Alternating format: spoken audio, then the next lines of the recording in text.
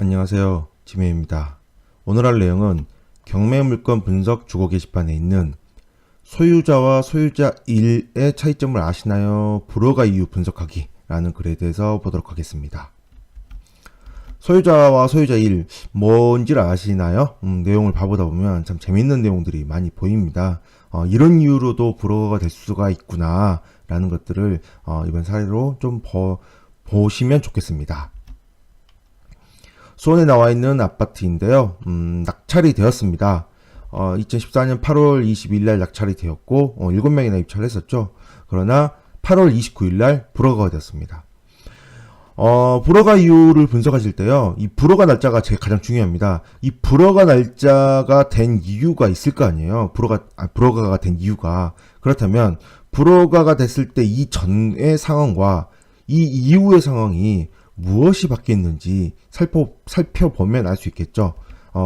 그래서 문건 송달력에 한번 봐보면 이런 내용도 있습니다.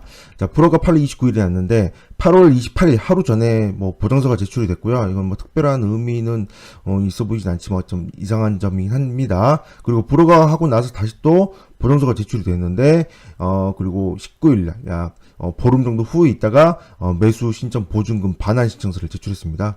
그러므로 불허가 나고 나서 보증금을 돌려받았다는 거죠. 낙찰자가 불허가 나와서 보증금 돌려받았고요. 그리고 나서 두 건 특별 종달을 신청하고 공시 종달을 신청했습니다. 채권자 이 씨가. 이게 특이하죠. 불허가 이후에 왜 이러한 행동들을 했을까요? 그래서 이거를 확인해 보려면 문건 접수 내역을 살펴봐야 됩니다. 자, 이게 문건 접수 내역인데요. 제가 좀 보기 어려우니까 빨간색으로 좀 쳐놨습니다. 경매가 시작이 되면 제일 처음부터 이런 서류들을 발송하기 시작합니다. 지금 이렇게 보면 제일 처음에 시작했을 때가 채권자 개시결정 정보 발송을 했고요. 그리고 나서 얼마 있다가 이제 관련자들에게 전부 다 이렇게 서류를 발송했습니다. 자, 그런데 자, 빨간색을 쳐놨으면 이제 보다시피 채무자 겸 소유자 최씨라고 있습니다.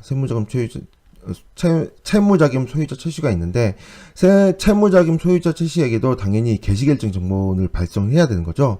그래서 7월 3일 날 발송을 했고 7월 9일 날 도달했습니다. 이거는 문제가 없어 보입니다. 이거는 처음에 시작하는 거니까. 근데 갑자기 처음에 발송을 했는데 중복경매 통지서도 발송이 됐습니다. 그 뜻은 이전에 이미 중복경매가 신청이 되었다라는 거 봐야겠죠. 근데 뭐 그것까지는 문제가 아니라고 생각할 수 있는데요. 밑에와 비교를 하다 보면 이게 문제가 될 수 있겠구나라는 걸 알 수 있습니다. 이건 뭐 저는 다른 사례들 많이 봤으니까 처음부터 눈치를 채긴 했지만요. 어쨌든 다음 봐보겠습니다. 자, 보시면 날짜가 흘렀습니다. 약 2달 정도 흐른 후에 다시 또 채무자 겸 중복 소유자 최씨에게 중복경매 통지서를 다시 발송했습니다. 이때 발송했죠. 이때 발송했는데 이때 또 발송했습니다. 왜 그럴까요? 변경사항이 있겠죠. 이게 이 경매를 청구하게 되면 뭔가를 할 때 여기 이제 서류를 보면 여기에 채권자 뭐 또 채무자 이렇게 쓰게 되는데 이때 채권자 누구 이렇게 채권자 누구 채무자 이렇게 쓰게 됐습니다. 채권자라는 거는 뭐 예를 들어 뭐 근저당권자다. 그럼 근저당권자를 썼을 것이고 만약에 중복경매가 되면 이 근저당권자가 한 명이 아니라 여기 채권자가 또 늘어나겠죠. 그러므로 원래 처음에 있던 다시 얘기하면 이 원래 서류에는 채권자의 근저당권자만 쓰였다면 다시 또 변경된 서류가 있다면 여기 서류에는 근저당권자가 1명, 근저당권자가 2명 이렇게 채권자가 다를 거잖아요. 그래서 이 두 개의 서류는 다른 서류가 됩니다. 다른 서류가. 그래서 이 다른 서류가 됨을 좀 생각을 해보고 쳐다봐야 되는데요. 자, 보다시피 채무자 겸 소유자 최씨의 중복경매 통지서가 발송했는데 폐문 부지가 되었습니다. 그런데 그 다음에 다시 9월 10일 날 발송을 했는데 9월 10일 날 도달이라고 해버렸죠. 이건 바로 발송송달입니다. 발송송달. 상대방이 받지 않아도 도달한 걸로 해버립니다.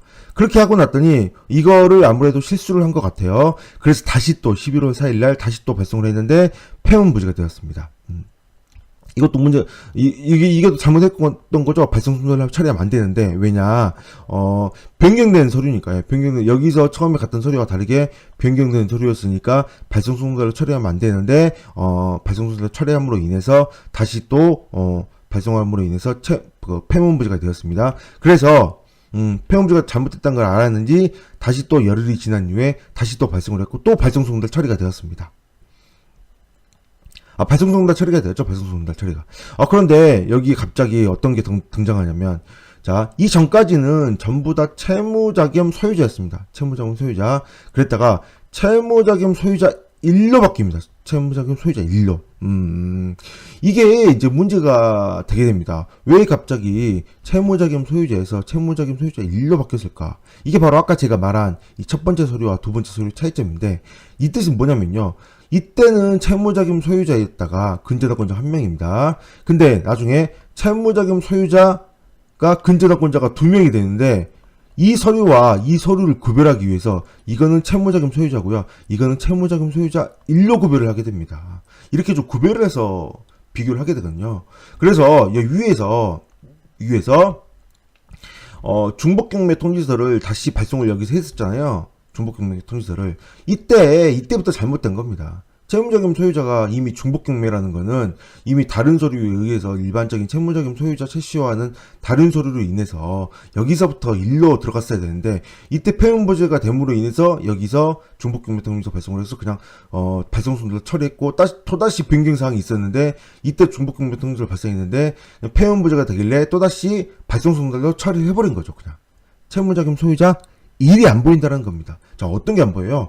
변경 통지서는 보이는데 이 앞에 안 보이는 게, 자, 채무자금 소유자 1 중복경매 통지서 안 보이죠? 그리고 또 뭐가 안 보여요? 채무자금 소유자 개시결정도 안 보인다는 거죠. 이게 좀 다르게 생각할 수 있는데 이게 다른 겁니다. 이게 완전히 다른 서류입니다. 다른 서류이기 때문에 만약에 생각해 보세요. 내가 어떤 채권자한테 이 채권이 들어와서 경매로 넘겨갔는지, 또다시 추가적으로 채권이 넘어와서 경매가 되는지 당연히 구별해야겠죠. 그래서 매각 불허가 난 8월 29일 기준으로 봐서 다시 또 그 이후에 또 한 번 더 매각 결정 통지서를 다시 발송했습니다. 8월 29일 전이죠. 근데 여기에도 뭐가 없어요. 지금 일이라는 단어가 빠져있죠. 이게 빠져있습니다. 그래서 법원에서 계속 서류를 보내긴, 이게 빠졌다 싶어서 다시 보내긴 했는데, 이때 채무자금 소유주를 잘못 선택한 거죠. 즉, 이 서류를 제가 직접 본 건 아니지만, 이 내부적으로 근저당권자가 잘못 표시가 있었겠죠. 그 상태에서 다시 또 8월 29일 이후에 봐보면, 자, 8월 29일이면 바로 이때입니다. 이때 매각 불허가 나고 나서 그 이후에 서류가 발송된 걸 봐보세요. 한번. 다시 또, 채무자금 소유자 1 붙이고 개시결정 정보 발송했는데 수취인 부지가 됐습니다. 이러면 안 되죠. 다시 또 채무자금 소유자 1 개시결정 정보원 중복경매 채권자 변경 통지를 다 발송했는데 다 폐운 부지가 됐습니다. 그래서 결국은 어떻게 됐나요? 마지막에 채무자금 소유자 1로 발송을 하고 개시결정 중복경매 채권자 변경 통지를 발송하고, 날짜를 보시면 아시겠지만 이게 바로 공지송달입니다. 결국은 공지송달로 인해서 이 모든 서류를 다 도착하게 하게 만든 거죠. 이처럼 채무자금 소유자에게 꼭 아주 필수적으로 발송해야 되는 서류가 개시결정 정본입니다.